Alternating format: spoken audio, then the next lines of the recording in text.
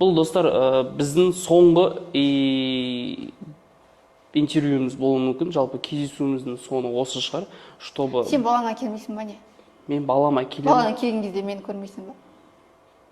Мен де көреміз, бірақ балама барам ол кезде намерение менде саған бару болмайды да.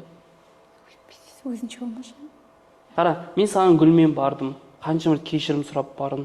Мен сен туысқандарыңды өлтіріп қойдым ба, или мен сен инвалид қылып больницаға түсіріп қойдым ба, татауы кешірмейтіндей. Қойды, сен эгоистка болып тұрсың. Сен баланы ойласаң, сен отбасын сақтап қалатын ең действительно.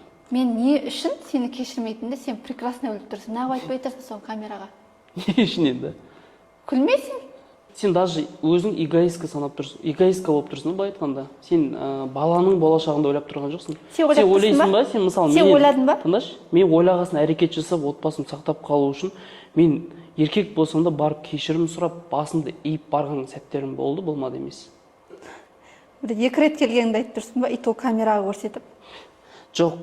Сен басқа кездері балаға келдің ғой? Енді отбасын сақтап қалу үшін мен саған сөйлесейік, адам құсап, давай біз сен кішкентай бала емеспіз, как взрослый, үлкен адамдар. Мен сенімен сөйлескім келмейді.